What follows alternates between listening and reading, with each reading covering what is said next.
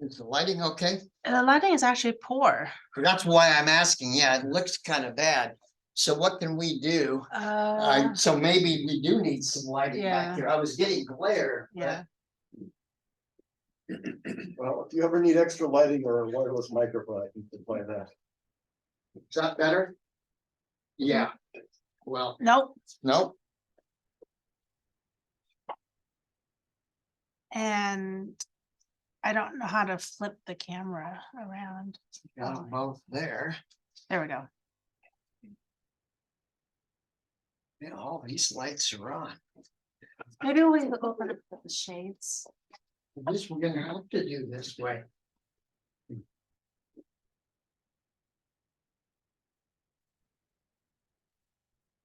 That help?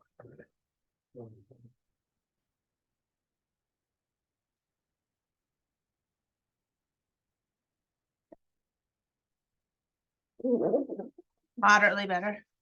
I think it's okay. We can see the screen. That's what we're really after. Right. I'm kind of fading into the background.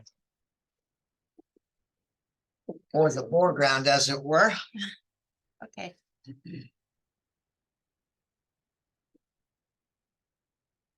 Finding out where the center is. I'm actually confused. I'm looking at me here, but then that's backwards. So yeah, I could ignore you. Yeah. I'll turn this away from you so you can. Okay, yeah, that would help. Actually, perfect. Now I'm not confused. So now I just go here. Okay. Good morning. This is part 2 of HF or VHF. Can you do both? I'm calling today the truth about transmitting. I'm gonna close this door.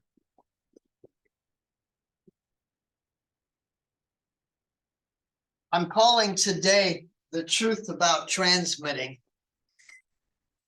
but I'm in fact going to do a review of part 1 of this series because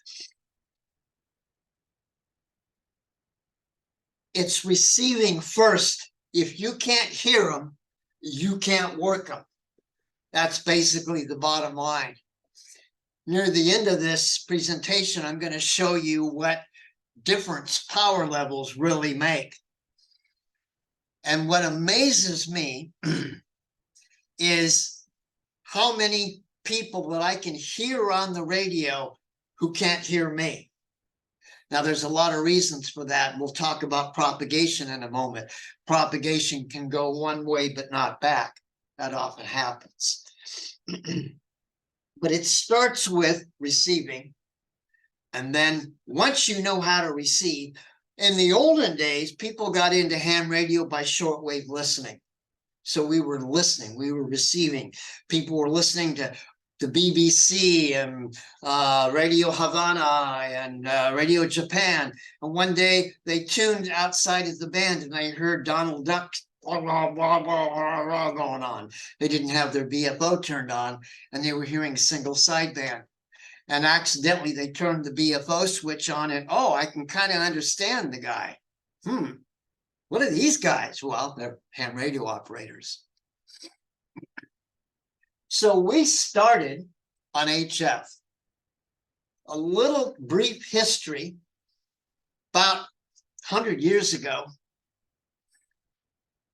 after World War I was over and amateur radio came back, the broadcasters considered us a nuisance because there was no FCC, there were no laws, there were no rules. ARRL came out in 1914, and they even produced an operator's manual in those days. But, you know, it cost 25 cents, and who can afford that? And nobody reads those anyway. So the broadcasters in the U.S. Navy went to Congress to abolish ham radio.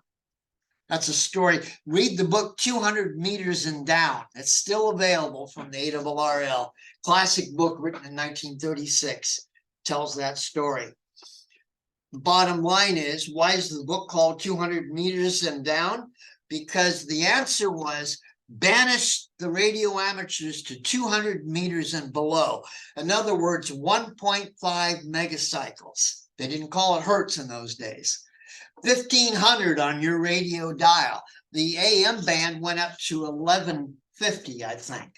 So we got banished to above the broadcast band. They gave us the entire spectrum up to gigahertz and beyond. It was ours because they said the radio amateurs will never get out of their background anyway. Well, was it 6 months later? QST magazine has put up a thing for transatlantic tests happening in November. Why November and December? Because those are the best times for lower frequency shortwave bands. And all of a sudden, everybody realized we screwed up. The best frequencies are not the lower frequencies mostly. They're actually around in here. And before we knew it, they took it all away from us. And now we have little slivers of bands. After World War II, because they kicked us off the air then as well. After World War II, they gave us a few more slivers to say, see what nice guys we are. And then in 1979, the WARC conference, World of Amateur Radio Conference, they came up with the 30-meter band, the 17-meter band, and the 12-meter band. Those are non-contest bands. So when people say, contesters ruin it for me, go to 30 meters, CW and digital only. Go to 17 meters, you can use any mode you want. And go to 12 meters, you can use any mode you want. So this is the HF spectrum. Now, you need to memorize this because I'm going to give you a quiz at the end of this presentation. None of this means much to us, luckily, for this purpose of discussion. I think I can just do it that way. This is the way our ham bands look today. Now, this is the HF spectrum. 160 meters, 1.8 megahertz, that's right above broadcast band. Until about 10 or 15 years ago, 160 meters was a shared band with radar facilities for the Navy. So this band was actually split up. Different areas of the country could only use certain parts of that band because they would interfere with the radar. Now they have GPS. And about 10, 15 years ago, they opened up 160 and we hams can use any part of it that we want. The 30-meter band is CW and digital only, 200 watts output. So when I see linear amplifier companies demonstrating their linear amplifier into a dummy load and they put a brick on the key to hold the key down to show you that that amplifier can key continuously, they often put it on 30 meters. Why would you put a 1,500 watt amplifier on 30 meters and we're only allowed 200 watts? Bad demonstration, gives people the wrong idea. 17 meters is an interesting band. About a dozen years ago, I was running a Kenwood TS450, an older version of this. And I had it sitting in my car on the passenger seat. For an antenna, I used the 2-meter mag mount on my roof. 2 meters, right? A little short thing. 17 meters, half wave is 25 feet, something like that. But I got a 2-meter mag mount. I'm driving down Highway 5, tuning around on 17 meters. And I called CQ on Morse code, and I got a call back from JA2XBL in Japan. He gave me an S2 through my 2-meter mag mount. So one of the things I'm going to point out today is sometimes it doesn't matter physically how big your antenna is, as long as you got a match, all the juice is going to go in there. Now, where it goes after that, that's a whole nother story. Can you explain what the red and the Oh, green yeah. and the Well, yellow? See right here, red. CW, FSK. Yeah, you have to really get it close to that. I'm glad you asked that because you'll notice the bottom of each of the HF bands, except for 160, they're all red. That means CW and digital only. So when you get an extra class license, you get the the first 50 or the first 25 kc at the bottom of every band is for extra class only. That was in the olden days, that was the incentive to get people to upgrade. Most of the juicy DX stations hang out in the bottom 25 kilohertz of the band. So you get an extra class and you can go down there and you can talk to them. Then you'll see right in the middle is where the voice frequencies happen.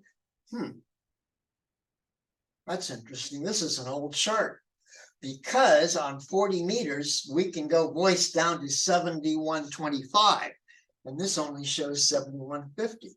Oh yeah, there it is right there, 2005. I've got to get a new slide. Oops. So there's a difference between left and right. You're tuning according to frequency from left to right, is that right?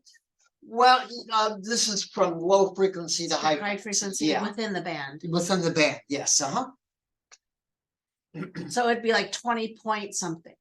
Yeah, let's see, here's 80 meters.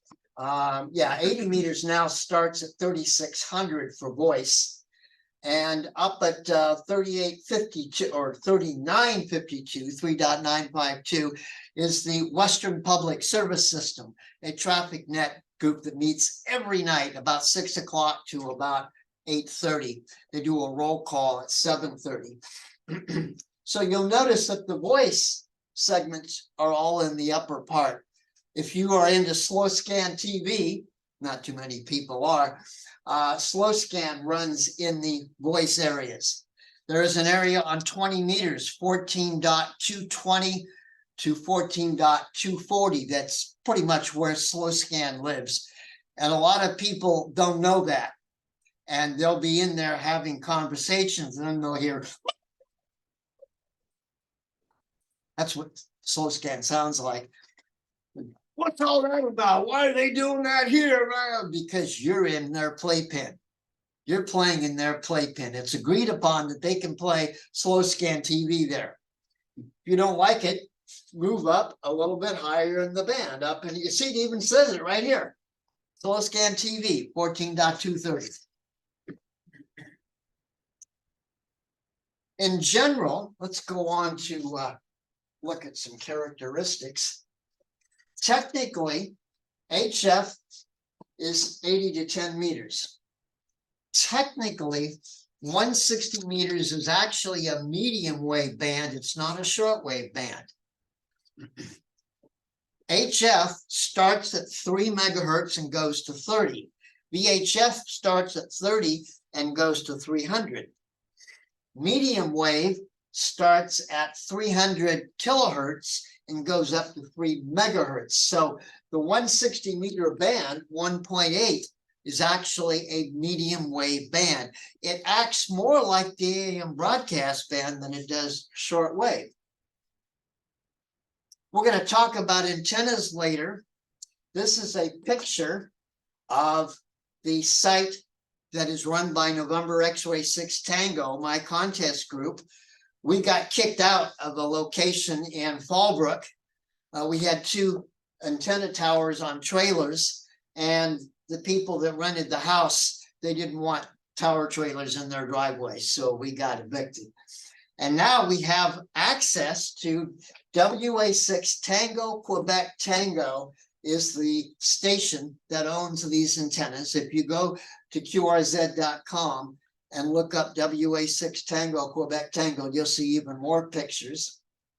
These are what are called stacked Yagis that are fed in parallel. So you're getting the benefit of 3 antennas all pointing in, and even more so stacked here. But here you'll see 3 vertical antennas. It's known as a tri-square. On 80 meters, they usually run a 4-square, 4 verticals, but it's more difficult and more expensive on 160, so they make it 3 verticals. Now, let me back up to a point here.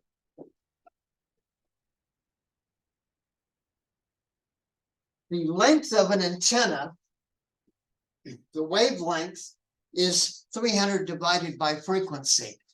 So what that means is, as the frequency goes down, the wavelength of the antenna gets longer and longer and longer. On 160 meters, these verticals, they may not look it, but those are 130 feet tall. Those are quarter wave verticals, and then radio wires extending out from the bottom to make up the other quarter wave.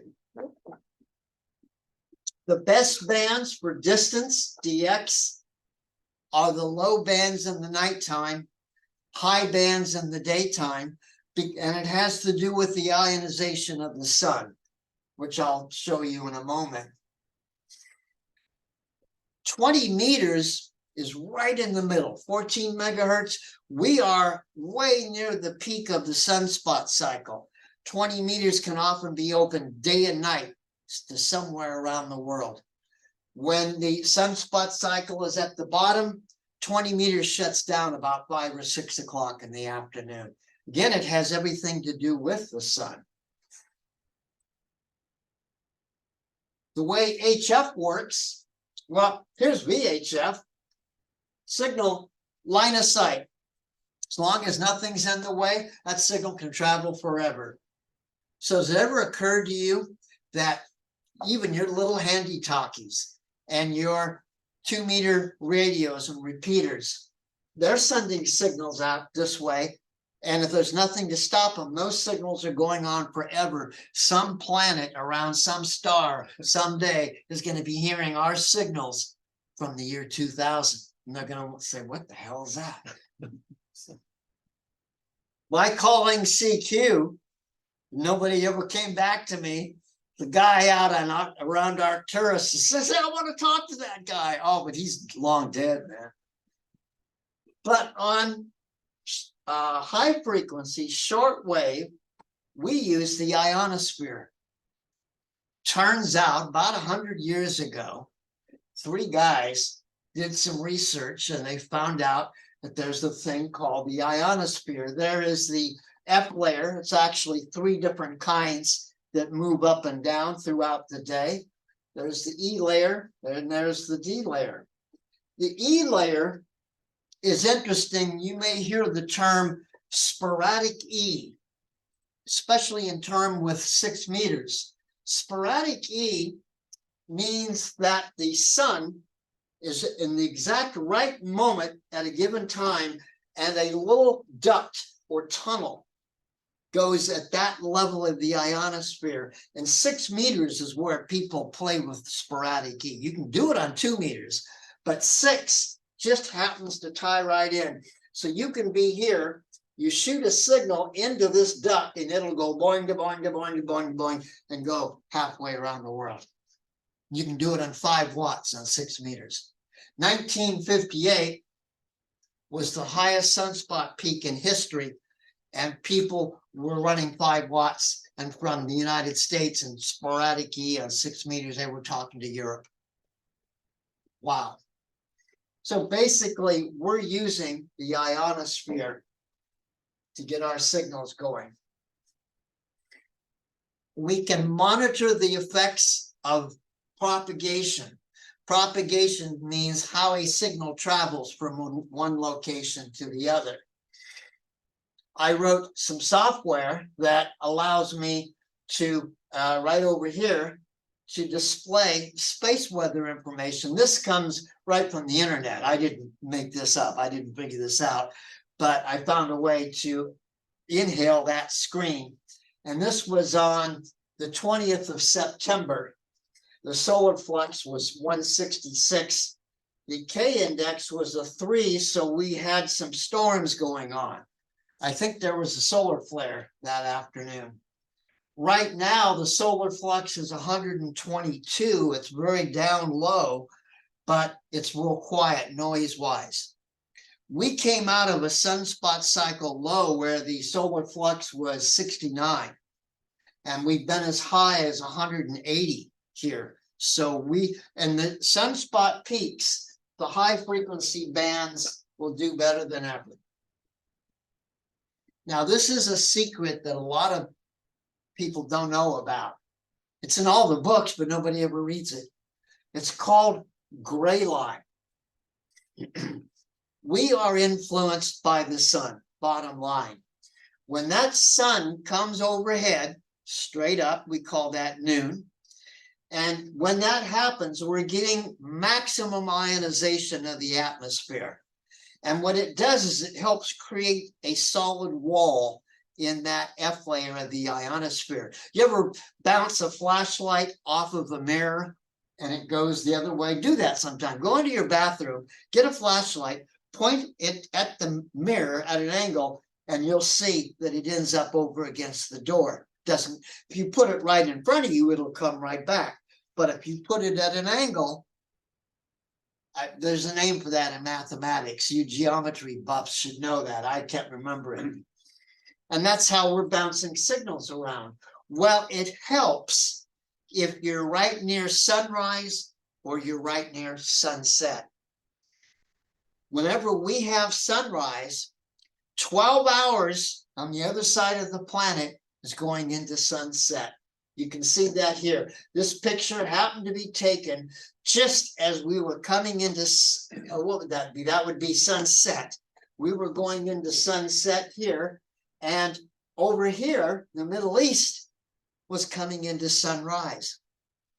Turns out, if I want to work the Middle East, about the only time to talk to the Middle East is sunrise or sunset. I noticed in a couple of DX contests years ago that Israel would show up about 5 o'clock in the afternoon, right about sunset. Why? Because we have a thing called the gray line. Approximately an hour before and an hour after sunrise and sunset, the atmosphere is highly ionized. And right along this line, you'll get amazing radio communications.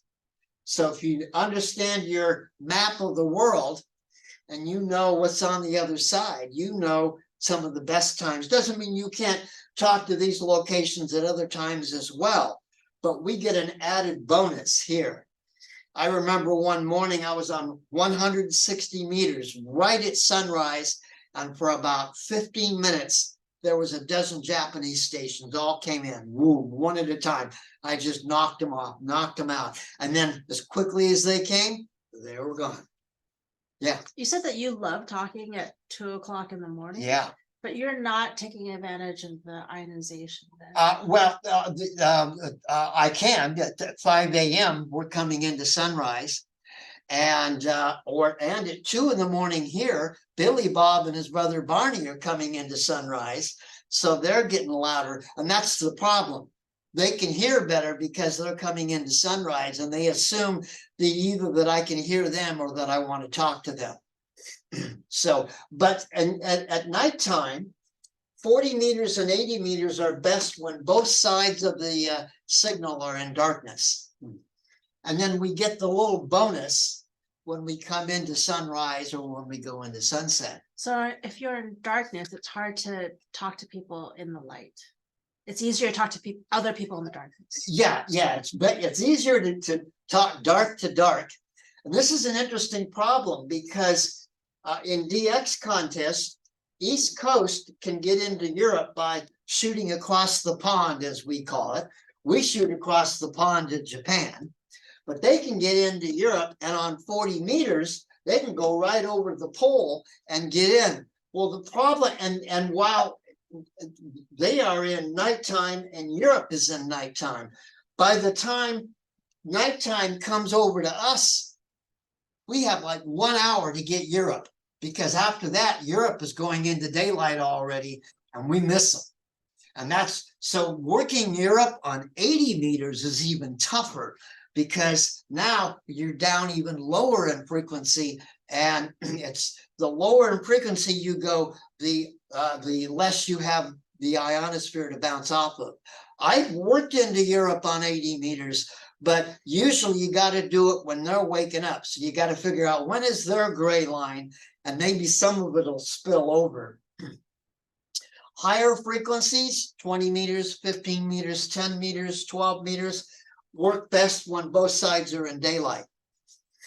You'll notice if you listen on 15 meters, for example, as we move into the afternoon and the afternoon goes away, you'll notice a lot of stations just drop out because they're going into nighttime, or we're going into nighttime. They may be coming into daytime, but we're going into nighttime. So on the high frequencies, right now, these guys would be talking on 10, 15, and 20 meters. 20 meters, you can kind of go both ways.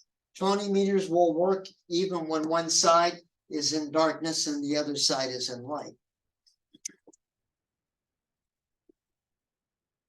Now, a little history. We used to run AM transmission, amplitude modulation. Broadcast stations, your AM band is amplitude modulation. The problem is that about 50% of your power is wasted in putting a carrier out. AM is a carrier, and then you've got a lower sideband and an upper sideband. Those sidebands contain the same information. And in fact, you only need to imply that the carrier is there to get a sideband. So in AM, you're transmitting a carrier in two sidebands.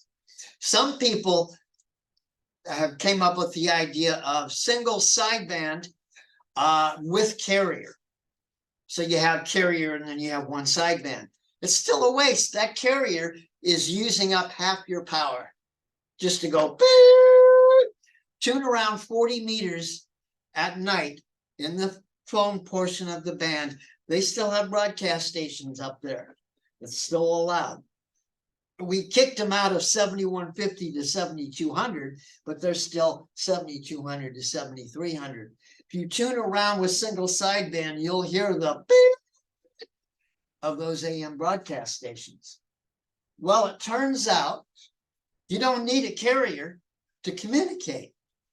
What you need are sidebands. That's where the information is. You've seen the sine waves, those are sidebands. So actually the idea came out in the 30s, but it wasn't until the 1950s that Collins really spearheaded single sideband. What is his first name? I don't remember. Mr. Collins. What's the difference between a carrier and a sideband? The carrier is what the sidebands. Let me do it this way. Let me draw you a picture. This, can you see that on Yep. yeah. Here is your carrier right here. And this is your upper sideband and your lower sideband. This is when I go, hello, radio, I'm creating sideband up here. Now, the same information is here is here. So I don't need to transmit both. I just need to transmit one. That's why we call it single sideband. Now, there's a convention on the bands below 20 meters, below 14 megahertz. Actually, let me rephrase that. The convention, well, in the radio world, frequencies below 10 megahertz, we use lower sideband. That's just a convention. You could use upper if you want, but maybe nobody will talk to you because they're listening on lower and you're on upper. I did that one year. I didn't realize I was on the wrong sideband and everybody sounds weird. What's going on? Yeah, you're on the wrong sideband. Above 10 megahertz, the default is upper sideband. When we run radio teletype, we're actually using lower sideband to run that teletype. Again, we only need one sideband to communicate. When people run packet radio, the convention is they use upper sideband. You could do it any way you want, but if you violate the convention, nobody will talk to you. And you'll say, people are being mean.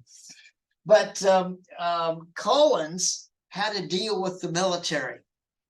And he got the military to look at single sideband back in the 50s.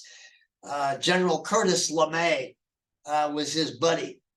And when he hooked Curtis LeMay on the idea of single sideband, the rest was history. Although for the first 10 years, the AM radio people hated it. And they would get on top of us and you know, QRMS, meaning interfere with us on purpose. Oh, it was horrible. That Donald Duck talk stuff was going to be the end of amateur radio. That was 60 years ago when they said that. Well, eventually they found out that not only can you get farther with single sideband and use less amperage, you run AM on a battery that's in this case, you'll run that battery down in a half hour. But if you run single sideband, you'll get 3 or 4 or 5 hours out of it. So that's something to consider right there. It is a little tricky tuning in a single sideband voice. Takes some practice, but it isn't that hard. Now, we also went from having a separate receiver and transmitter to putting the two in one box, and they call it a transceiver. Today, this is it, transceiver. They don't sell separate transmitters and receivers anymore. You can buy little receivers and little transmitters for playing around, but they're not really meant to go together.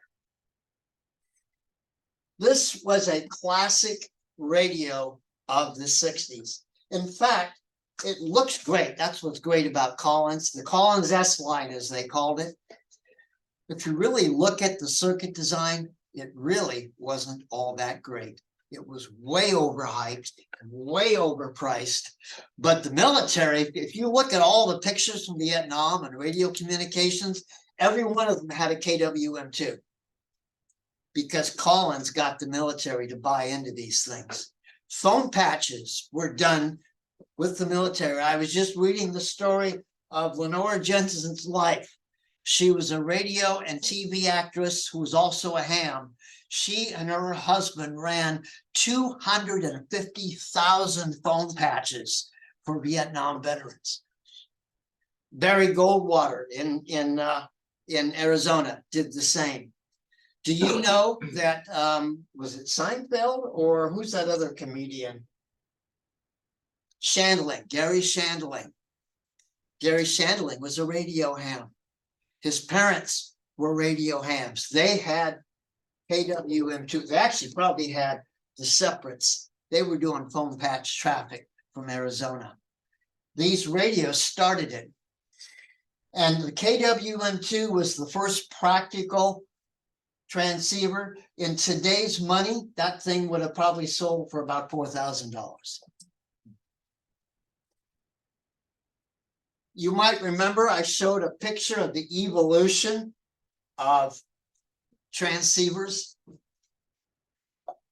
These transceivers across the top are all tube-based.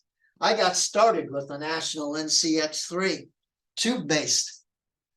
As they got on, let's see, right around this time, Yaesu, this was probably the late 70s.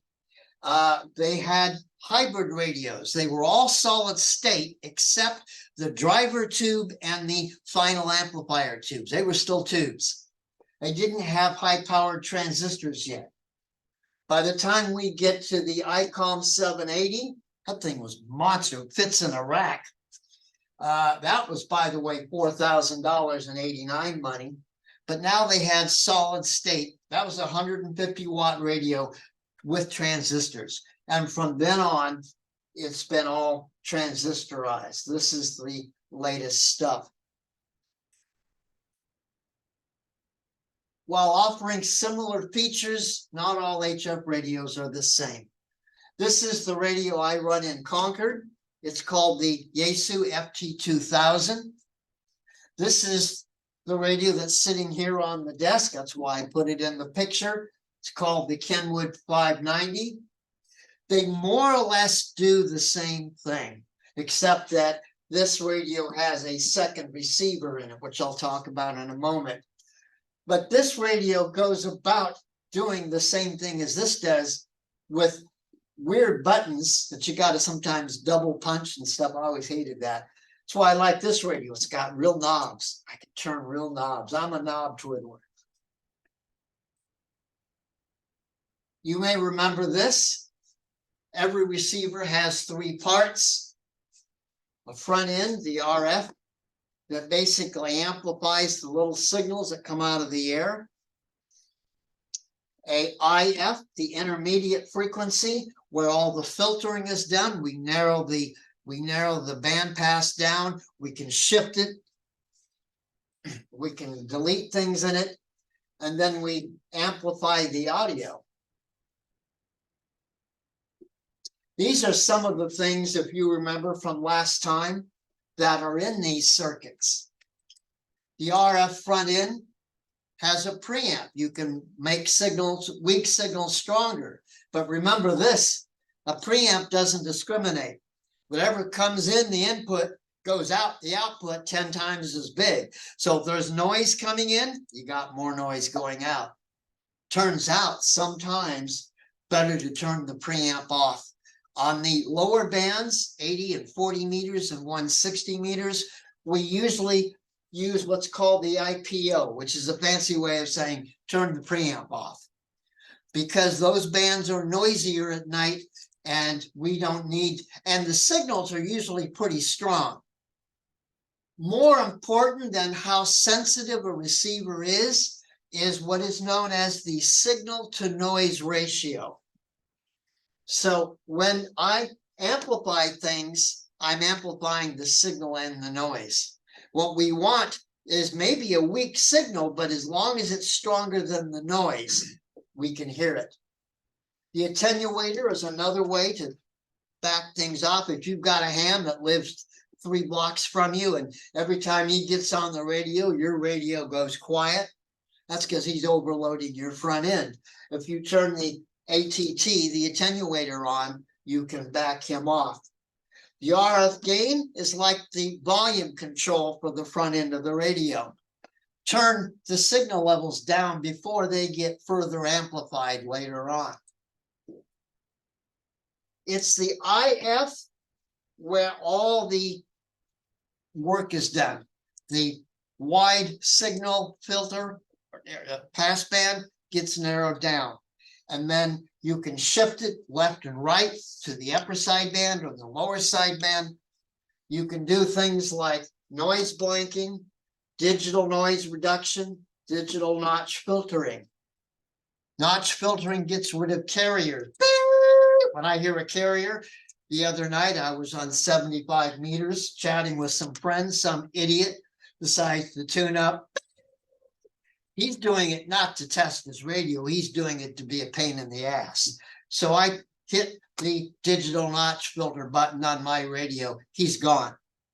And then when it was my turn to talk, I said, by the way, for the guy who thinks his tuning up is interfering with things, that's what we have digital notch filters for. When he realized that I was notching him out, he didn't waste his time and he went off and decided to bother somebody else. There are digital signal processors. They can be in the IF, they can be in the AF. You had an external DSP. That was over here in the audio. The problem with digital filtering in the audio is that the damage has already been done. Here, I noticed just today, I was looking at the old Kenwood TS450 and comparing it to this radio. And the one major difference I noticed was that the digital notch filter on that 450 is here in the audio, whereas in that Kenwood, it's here in the IF. And why that's important is when a strong signal comes into your passband, the automatic gain control is going to make the receiver less sensitive to take into account that loud signal. So if I'm notching it out in the audio, that signal has still cut the signal level down. I just can't hear it.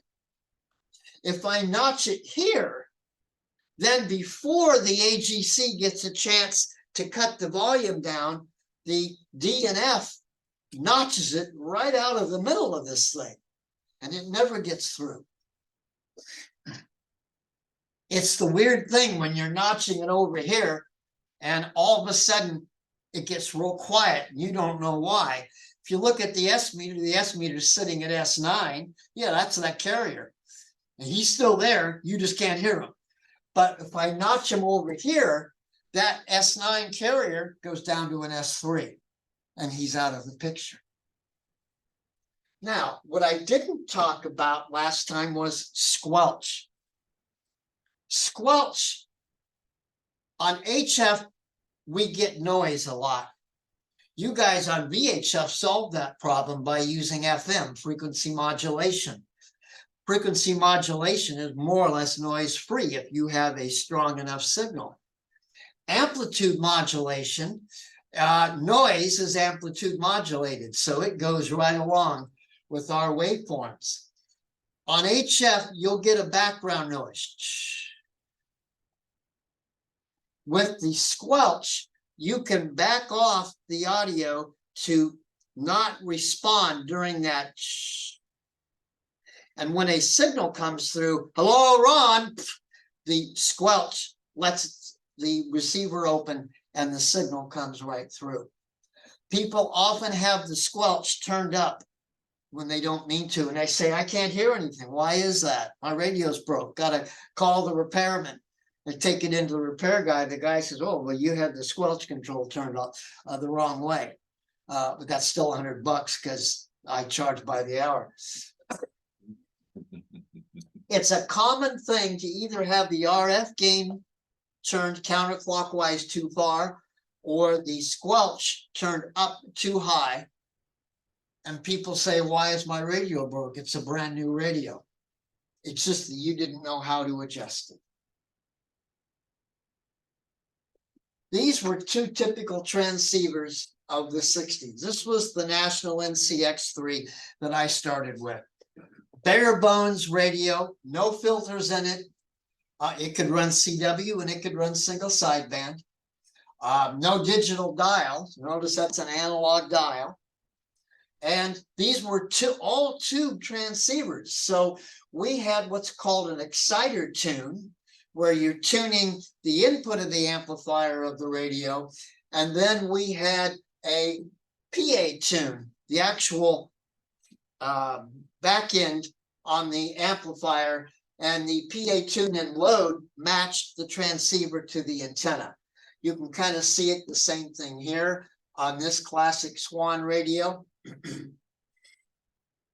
Today, we have solid state radios, and some have two receivers. I use the Kenwood FT2000. Here is the knob controls for the second receiver. The FTDX5000, when it originally came out, it actually had a spectrum monitor you could buy for it. Now they don't sell that anymore because everybody's using software-defined radios and getting spectrum monitors on their computer. They don't need to spend $800. Although this is a great set of speakers, but you're paying $800 for a great set of speakers. This radio, however, has two receivers. The second receiver is over here. In most cases, the second receiver in the radio is not nearly as good or full-featured as the primary receiver. It turns out there is no digital notch filter on the FT2000 second receiver. The manual notch filter also is only on the main receiver.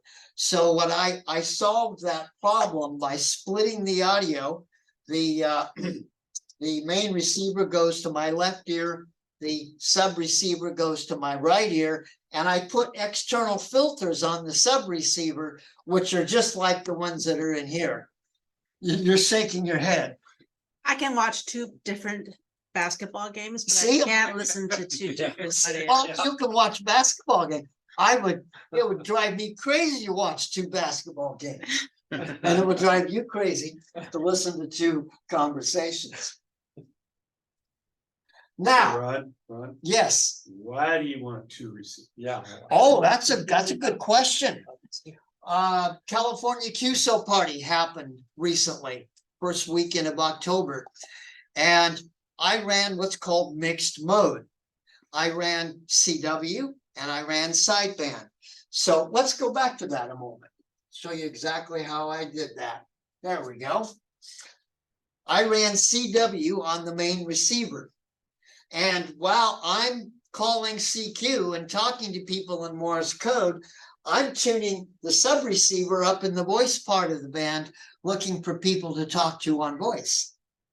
That's one reason to have two VFOs. This radio will let you have two different bands. I could be on 20 meters on VFOA and be on 15 meters, waiting for 15 meters to open up. So I'm just listening around kind of, and you can adjust the volume relative to each ear. So the right ear is less volume. And all of a sudden I'll hear some voices on 15 meters. Oh, it's time to switch. And there's a button on all these radios called swap A and B.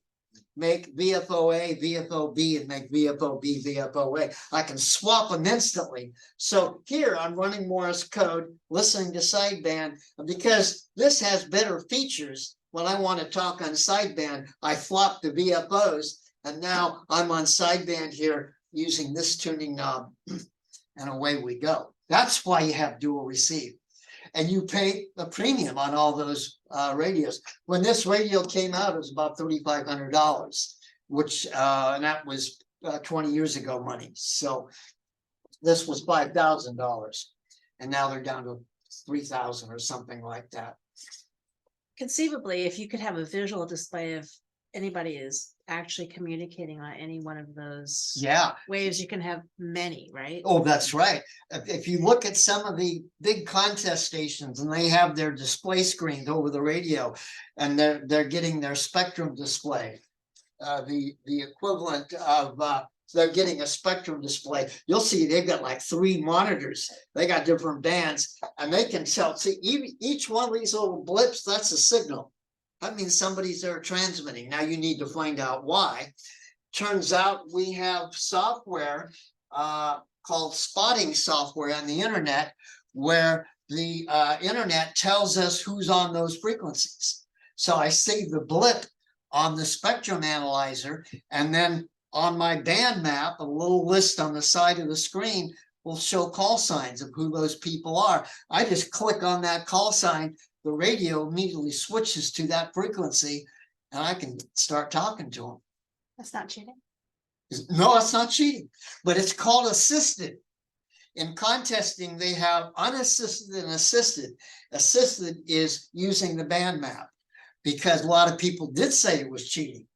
Now we have a new feature called single op 2 radios. Guys are running 2 radios simultaneously, and both those radios have 2 receivers in them, and they're winning all the contests. So I'm petitioning to get those guys into their own playpen over here. We shouldn't have to communicate. It's like asking 4th graders to compete against high school footballers. Not fair. And some people are starting to do that. Yes. How does the spotter know who you're talking to? Just say that again. How does the spotting software know who it is? Because there are people that are running the contests. They'll click on a spot button on their software that sends a notice up to the internet website, and it's basically a big revolving database, and then that, if you're tied into that internet spot, then you'll get the message that particular station is on. And there's a problem there too, because a lot of people type in the wrong call sign and say spotted. And now you click on a guy's call sign, and if it's in Morse code, you press the key to send his call sign automatically. You're sending the wrong call sign. So you still have to listen, because just because it says, I often see my call sign spotted as WQ6 R or WQ6 F or something, and people call me on that, and I have to hit the function key to send my call sign 4 times. No, you got it wrong. The internet's wrong, and that's a way of cheating, by the way. is you mistype somebody's call sign on purpose, and then everybody screws it up trying to talk to them. And actually, somebody got disqualified once for doing that. And I'm glad to see that that happened. Now, in transmitting, that's the other side. We talked briefly about transmitting last time around. Just like we have an audio gain and an RF gain, we have a mic gain. Mic gain is your microphone volume. A lot of people think that by turning the microphone gain all the way up, you'll be louder.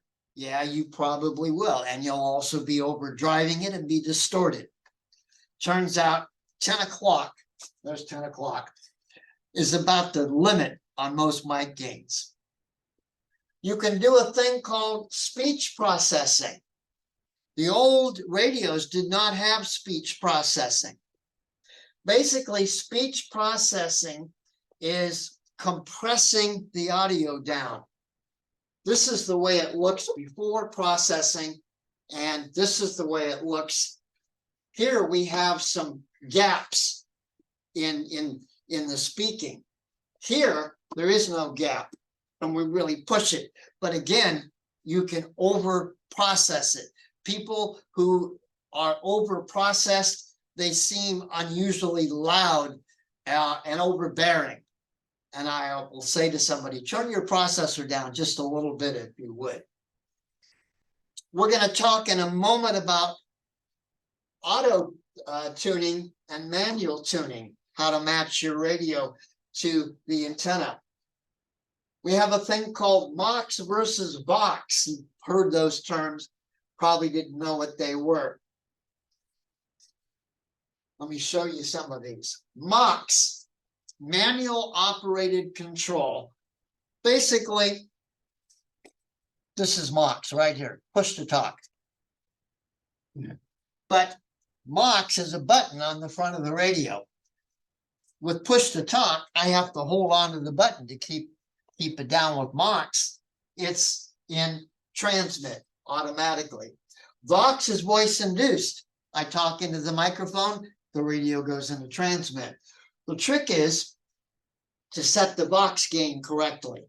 If you turn the Vox gain up too much and somebody goes, that'll trip the Vox and it'll go over the air.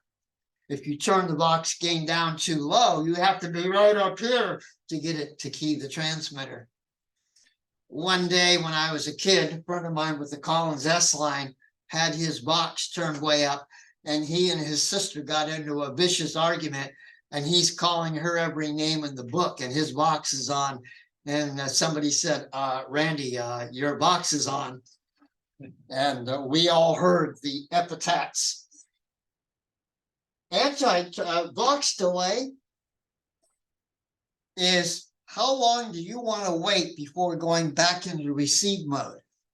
On single sideband, you want a long delay because you don't want the transmitter switching on and off in between voice syllables. So by turning up the delay a little bit, the radio stays in transmit in between voice syllables. Anti-trip means to create a proper feedback loop so that the sound coming out of the speaker doesn't go back into the microphone and trip the Vox. If you have the anti-trip turned off and you hold the microphone up, you'll hear it click, click, click, click, click, click. The speaker is triggering the microphone. If you get the anti-trip just right, the noise coming out of the speaker is not heard in the microphone. Used to be these controls were on the back of the radios. Now they're pretty much on the front panel. Some radios, they put the Vox delay and anti-trip on a menu item because you don't normally set it but once. I showed earlier that we used to use separate receivers and transmitters. Now, today, we use transceivers. The transmitter, the receiver are in the same box. The best they gave us in the 60s was, we call it a RIT, they called it offset tuning. RIT stands for receiver incremental tuning. It means I can change the receive frequency to hear you better, and it won't change my transmit frequency. Okay, I gotta go. People will sometimes come in off frequency. Asian stations, because English is not their native language, they will often tune me in at a different voice pitch, and then they're off frequency, so I have to tune them in. If I didn't have RIT and I turned my knob, now I've changed frequency. Now everybody has to change with me, and then change with me, and then change with me. But the RIT allows me to change only the receiver and not the transmitter. Now, they solved the problem in the 60s by having an external box called an external VFO. And they didn't have VFO-A and VFO-B. The radio was what we call VFO-A, and they had an external box, looked just like a mini version of the radio, to run split frequency. Today, we have VFO-A and B. Another way, some radios like my Yaesu have an exit, a transmit incremental tuning. When you work DX stations, some DX stations will call CQ, and then he'll say, I'm listening up 5, meaning he's listening 5 kilohertz higher than where he's transmitting. Because if he doesn't listen on a different frequency and 100 people call in, now we can't hear him because they're all calling in on top of him. And people never follow directions. I've run pileups before, and I'll say, 4th call area only. This is W9QB2. No, 4th call area only. VE7XK. No, 4th call area only. Why can't people listen? Why can't they follow instructions? So we put them on a different frequency so they can all talk over the top of each other, and they leave me alone. And then I can tune around with my RIT and pull them in more or less. Having an exit means I can just turn a knob up 5 kc, and there I am. Now, antenna tuners, do they really? There is a, see, what is this called? They call this a Versa tuner. That's a trademark brand name. And this is called an IntelliTuner, trademark brand name. This is called a Z11 Pro 2. Doesn't even have the word tuner on it. There's a myth that an antenna tuner is tuning the antenna. If you're running a ladder line, 2-wire line to the antenna, then yes, you are tuning the antenna because the feed line is part of the antenna. This is a classic antenna tuner. I just retired it recently. It's now for field day only. This is a manual version. I replaced it with an MFJ IntelliTuner. And it's the big brother version, basically, of this one. What these auto tuners do is when they get a little bit of RF, they automatically go through. You might even hear this thing go. You can actually hear the relays tripping as it tries to find the best SWR point. I like meters like this. They have the same kind here. We're showing forward power with this needle, and we're showing reflected power, how much power is coming back at you that isn't getting out the antenna. And by the way, if that power is coming back at you, where is it going? It's going back into the radio. If that radio is rated at 100 watts, but 50 watts is coming back, those circuits now need to be able to handle 150 watts. And so it turns out modern radios like this one have a fold back circuit. What that means is if the radio detects that too much power is coming back, it drops its power level down so that it'll never exceed 100 watts coming into that radio. It's a protection mechanism. And the radio doesn't tell you that it did that. It just does. Now you'll know it because you'll see the SWR is way up here somewhere. That's your tip off that your radio probably dialed you back. What does an antenna tuner look like? Well, there's this in these boxes. This is it. Ain't fancy. It's basically two capacitors and a coil with a switch tap on it. These are in parallel across the antenna. The coil is in series, or they are in series and the coil is across the antenna. Both approaches work really well. These ideas are 120 years old. Inductance and capacitance, you studied that for your license exam, at least I hope you did. You've heard the term LC networks. This is an LC network. This is an LC network. And what we're trying to do is to reduce the power coming back, the standing waves, down to nothing. And we do that by changing the capacitance on the radio side or changing the capacitance on the antenna side. Now, a question was asked earlier, where do you put the antenna? Do you put it at the radio? Do you, where do you put the tuner? Do you put it at the radio? Do you put it at the antenna? And the answer to that question is yes. Meaning you can put it in both places, but as it turns out, if you can put the tuner at the antenna end, you're actually tuning the antenna now for sure. Any cable coming into it, okay, but now you're tuning the antenna. With a ladder line style, you don't necessarily need to, but the ladder line needs to be away from other objects. Coax, here is coax, everything is shielded.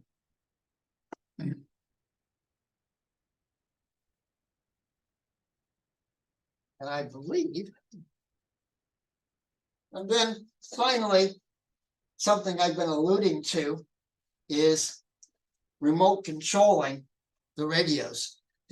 All modern radios have what's called a CAT interface, computer aided transceiver, and you can run the radios.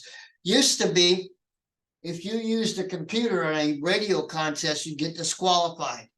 Today, if you don't use a computer in a contest, you don't stand a chance. That's the bottom line, because you've got to log the contacts. If you're going to write them down by hand, they don't accept handwritten logs anymore. They haven't for years. You use logging software, which is free. And when you're done, you go to the menu and say, make me a Cabrillo file. Cabrillo file format is what we use in contests. And then you either go to the contest website, if that's the way they're doing it, or you send them an email with an attachment and you send them your Cabrillo file. And when the contest is over, they inhale all the Cabrillo files into a database and they figure out right away who had the high score. If I claim that I worked the station, if I claimed I worked KM6QEK and you submitted a log, and they go to your log and see that the time I say I worked you, I'm not there, then I get dinged for that contact. If you sent me information, if you said I'm in East Bay and I wrote down SB, Santa Barbara, I get dinged for that contact because the computer is comparing virtually everything. And that's how we do it today. You've got to run computers. If you want to hand log, you can do it all you want, but you still have to type it in after the contest is over. So if you made 500 contacts, you got 500 things to type in when the contest is over. The computer software will tell you if you talked to somebody before. In the November sweepstakes, I can only talk to a station once in the entire contest. So when I work you, that's it. In other contests, I can talk to you once on every band, and I can talk to you once on every mode. So the computer software does what's called a Duke check. When I type in your call sign, it looks it up in my little database to see if I've talked to you before. And if I have, it'll put a message up telling me when I talk to you. Nowadays, it's getting too complicated to say to people, you're a dupe. They even take it personal. I'm not a dupe. But so in fact, even though the computer says dupe contact, I'll go ahead and type it in anyway, and it'll give me 0 points for that. But just in case, maybe they did work me before, but they forgot to log it. So in case, if I say I'm not going to log you now because I worked you before and you didn't log me before, I get screwed. So you call in 9 times, I'm going to type you in 9 times. I'm only going to get 1 point for that. All the others will be ignored. But computers help us to do that. And that's why computers are so important. Are there any other questions here? So Ron, Yes, back to tuning. yes. I know taking apart some old radios, you could see like you turn the tuning knob and you'd see a variable capacitor, the metal That's plates right, moving yeah. in and out. 365 picofarad tuning capacitor, yeah. So on these modern radios, and I'm not gonna take apart, say Dan's. Yeah. There, Yeah, Is it all that thing is solid done, it's state all now? done electronically now. okay. Yeah. Yeah, it's interesting how the more things stay the same, the more they change. I'm reversing an old quote, because now we do the same thing in the electronics. We call them DDS. I had to think about this. Direct digital synthesis. That's a fancy way of saying we electronically determine what frequency to be on. And so when I'm tuning right here, when I'm tuning this knob right here, all it's really doing, it's got a little disc behind the front panel that you can't see that has a bunch of little slots in it. And light is being shined through those slots. And as I'm tuning, those slots are causing an interrupt to the computer telling me which way I'm turning the knob. And the DDS circuit knows to make the frequency go up or make it go down. So we do the same thing electronically. Although some of the Yaesu radios have a pre-selector unit, you have to buy it additionally. It's a little box that goes in the back of the radio, and it's got those little tuning capacitors in it, just like you saw in the big radio. They got little small ones, and they're run by motors, so you can actually hear it. You can hear it actually peaking the band pass. But outside of those, and those are like $500 a piece now. Outside of those, it's all done electronically. By the way, oh, I'm sorry, go ahead. Ron, when you were talking about gray line and what times of the day that it's better to operate on different frequencies. Yes. The maximum usable frequency, MUF. Yes. Can you look that up on the internet and find out based on your location what the maximum usable frequency Yeah, is? as a matter of fact, you can.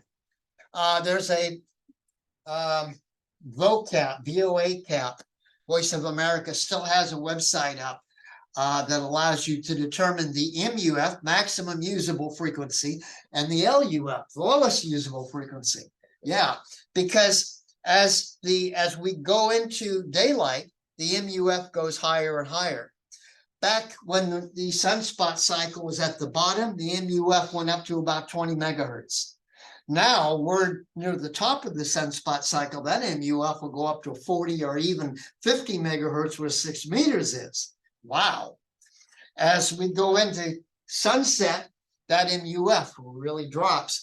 Think of MUF, LUF as a window. Here's the high frequency and here's the low frequency. So as we go into daylight, the MUF is high, high, high. And notice that the usable frequencies, this is as far as it goes. So anything below about 40 meters, it's not going to be very good. 40 meters in the daytime is a local up and down the coast band. As we go into the afternoon, 40 meters starts to get more distant because the lowest usable frequency now is starting to come into play, and 10 meters and 15 meters start to drop out because the MUF is dropping down to in the bottom of the sunspot cycle, MUF will drop down to 10 megahertz. Now, in the current sunspot cycle, MUF will drop down to about 15 or even 20 megahertz. A couple of months ago, I was working Europe on 15 meters at 7 o'clock in the evening, which is unheard of. And I was working Asia and the South Pacific until almost midnight because the MUF was that high. Ron, just to let you know, there's actually websites that have world maps, Oh, and they literally, yeah, oh, there's your gray line, Yeah. exactly, uh-huh. and this little, you take a look, but this, you can, just kind of Google it, but you'll find sites that have that kind of information in real time. That's very, very helpful. Yeah, and they're just kind of Google it, they're out there. Now, I wanted to, you've heard me say when in doubt, cheat within the rules. I wanted to show you something that solves all antenna problems. All weather SWR grease. Works with all antennas. Gives you instant one-to-one SWR. It's used by many DXers. It's fully guaranteed. For what, I don't know. It outperforms them all. I had a picture of propagation band spray. You spray it into the atmosphere and you get same thing. Yes. The show Pawn Stars, that's when the old man sends Chumley off for the three things. I can only remember one. Go get me a box of steam. A box of steam. It's what they, Same idea. it's a way they haze new guys. Oh, okay. Oh, yeah, okay. My dad ran a shoe business, and when a new employee would come to work for him, he would send them out on a expedition to all the other shoe stores in the area, asking them if he could borrow a wall stretcher. And after about the third, and my dad would call ahead to the other shoe stores to say, play along with it. It's worth it to look that episode of Pawn Stars up, because Chumley actually does come back and the old man is speechless. The box of steam, he puts a lump of dry ice in the box. And Yeah. I think the other one was a glass hammer or something like that. But it's, Well, this is along those lines. This was an April Fool. I was looking at that slide and waiting, oh, it's something smell. Now, before we go into our demonstration part, I want to show you something. I've talked about running radio remotely. Radios can now be run over the internet. My FT2000 in Concord, I call that Station 2. Let's see if we get lucky. There we are.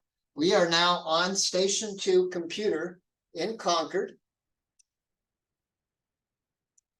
I have an easy button, that's why it worked so easy. And I'm going to turn the radio on.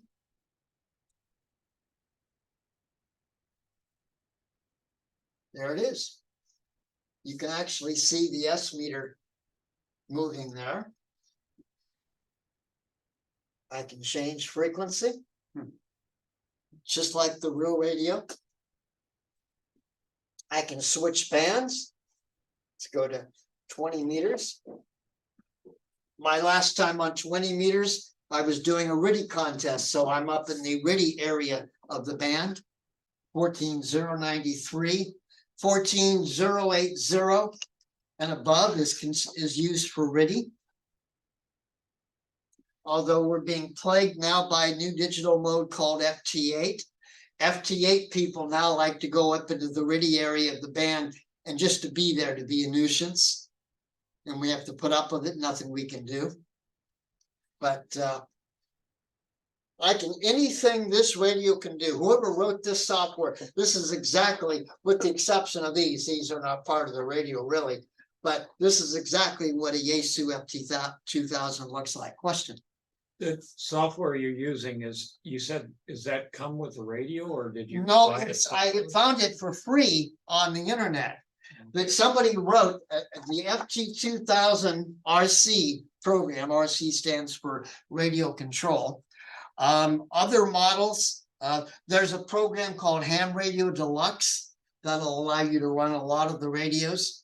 The logging program that I run N1MM will control the radio, but there's no knobs on N1MM. I have to type the frequency in by hand. But this, here's my second receiver. Let me just for the heck of it, turn on the second receiver. See the green light? I now have both receivers running. And now you can see the S meter for the second receiver. We talked about the attenuator control. We talked about the RF and AF gain. We talked about the various filters, the shift and the width filters, and the notch filter. Yaesu has a thing called a contour control. It's basically a peak. It puts a nice peak in a place to make it easier to hear something. The RIT is called a clarifier under Yaesu. So I can, do I have the RIT turned on? Yes, I do. RX clarifier. So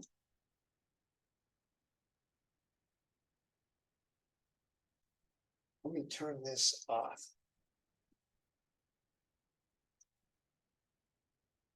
So now I have changed my receive frequency by 0.5 or 0.500. My transmit frequency never changed. So if I start transmitting, I'll be transmitting here, but listening on a slightly different location. Let me clear that before I forget it. And this is a typical medium priced radio. Like I said, this was about 3,500 when it came out. I bought it used for 1,000. I got a hell of a deal. It's got a built-in antenna tuner. It's got two sockets on the back. I can have antenna 1 or antenna 2. I see this has two antennas, 1 and 2. You can switch them on the front panel. And I think that's basically it. So if you're listening to two different frequencies, Mhm. you can only use one antenna at a time. I'm using the same antenna. Yes, antenna. that is correct. Now, the FTDX 5000 radio that has two receivers, each receiver can actually have its own antenna, but you pay another couple of grand for that. And it costs them $10 to write in that feature. So yeah, yes, So we're on for a newbie high frequency, like say. yeah. This Right. radio would be out of your league. Oh, Yeah, what's, okay, I just passed my general license. Now I'm shopping for a radio. yeah. For the high frequency. What's the minimum, say? Like, what are the most used bands and what's the minimum I'm gonna spend? Well, you saw the used bands. We had the frequency chart Right. and But do you all need HF. Do you need all of those bands? Yeah, HF radio, all HF transceivers like this one will cover that. A popular radio today is the ICOM 7300. Been out for about 5-6 years. You still gotta, this is your friend. RTFM, read the manual. And this one is well worn. Somebody has been reading the manual. That's good. Yeah. Mark, regarding your question, I think what I found is that the limiting, like the biggest issue for me tends to be the antenna. Because if we're all in kind of an urban environment, as we go to the, the 80 and the 160, the antennas required for someone like me in a townhouse are just prohibitive. I use 40 and 20. I have a full halfway 40 that goes literally from one end of the townhouse tied to a tree over the roof to the far end, touching the neighbor's place. And that's on a 40. So going beyond that into an 80 or 160, it might be something that might not be feasible in terms of data use. So it's just something to think about. Yeah. 20 meters and above, the antennas are relatively short. A vertical antenna is probably the easiest. Verticals are more noisy than a horizontal, but verticals are easy to stick up. Even in a homeowner restricted area, they allow you to put up a flagpole. There have been a lot of articles in QST and CQ on putting up a 43-foot flagpole with an antenna tuner box and a box of flowers at the bottom of that flagpole. And you can motorize it so you raise the flag and lower it every night like a good citizen would do. That's how you handle it. Now, radio wise, like I said, this is way too complicated for somebody who's just getting started. That old NCX3 that I showed you didn't have many knobs on it. That was an easy radio. You just turn the knob and you just talk. Okay, that's another question is like, just looking at Craigslist the other night and radios. You have some modern gear like these transceivers. But Yeah. then people are selling older stuff and I've looked it up, I've searched on the web for it. Some are transistorized, some are a mix of tubes. And it's That's like, right. is it worth it? Can you still, well, this is something I should search, right? Can you Yeah. buy vacuum tubes? Is it worth messing with a vacuum? Those radios are still fun. I was thinking, I'd like to go buy me an old NCX3 again, just to play around. Be careful when they're advertising radios, those older radios require a power supply, not 12 volt. Mhm. Power supply that's in a speaker box, usually. Speaker has a power supply in it. A lot of older radios don't come with a power supply. Now you got to go find or build a power supply. So be careful there. But the hybrid radios, depending on how cheap you can get them, might not be a bad idea. A good radio actually to get started on is an ICOM 718. It's I don't think they make it anymore, but they're easily found. It's a minimal radio, a Yaesu FT840 minimal radio. Again, they don't make those anymore, but you can find them online. The ICOM 7200, pretty much minimal radio. A Kenwood TS50. It's a little small thing, but it runs all the HF bands. I did a lot of work with the Kenwood TS50, and it just has one big knob and volume and AF and RF gain, and very basic, but it'll get you on the road. While I like the ICOM 7300, they're about $1,000 to $1,300, and they're still complicated. They've now got this spectrum analysis screen, and it's a lot of people say I don't get it. So they're trying to sell new radios, but their old ones, the ICOM 718, 7200, and so on, are real bare bones and simple. You just want to be able to hear and you want to talk a little bit. And those older radios will do that. If you find a radio that looks like it might interest you, send me an email, send me a link to that, and I'll be happy to take a look and give you some background information if you would like. One last question is some of the ads on Craigslist, like the older radios Yes. that have the tubes, the seller will say, you need to bring this up on a Variac. Yeah. So I'm. Oh yeah. Why would you have? Yeah, what they're telling you is this is the gotcha of vintage equipment. Capacitors eventually dry out. And when they dry out, they short.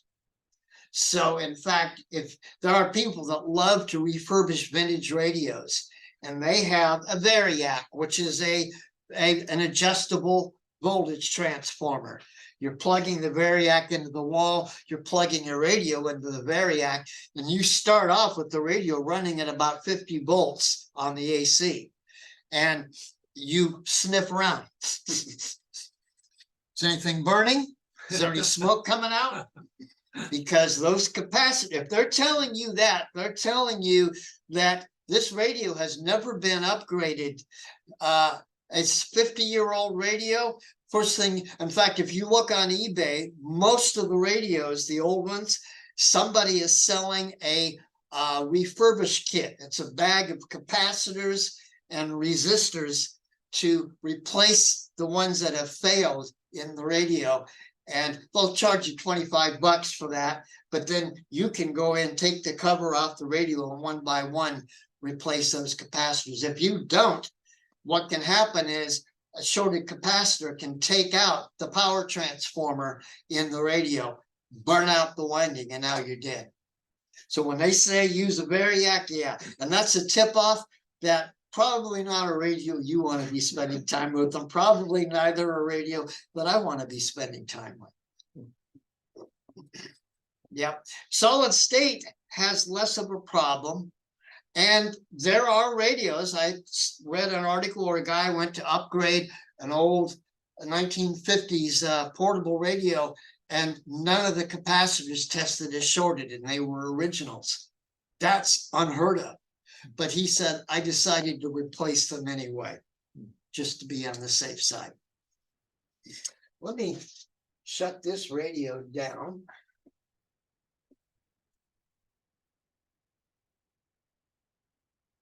We are gone. That was easy. Can't hear it over here, but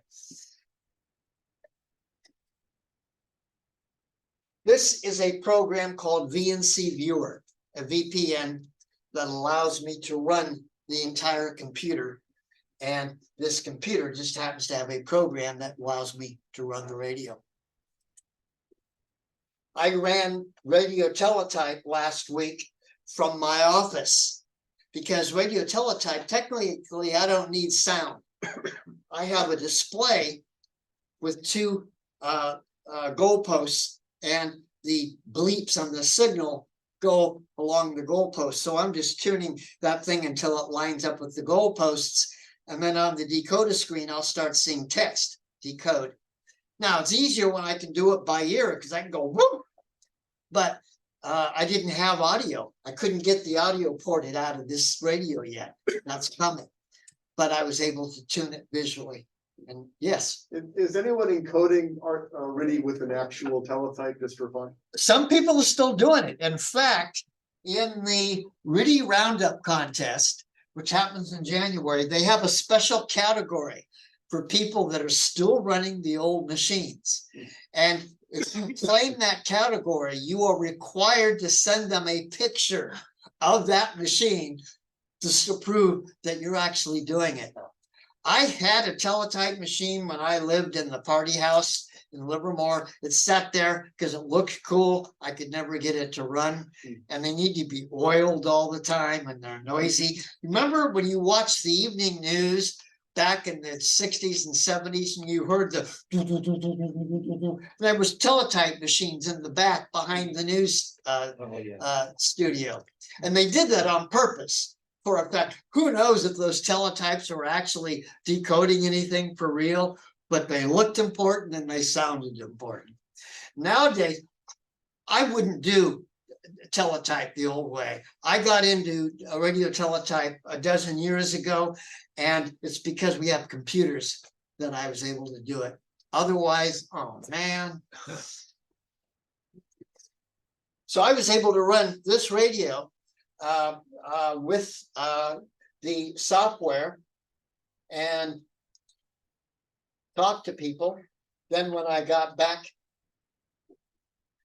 when I got to Concord physically, now I had the real knob and I had a pair of headphones on, and away I went. Is there anything that I have missed here?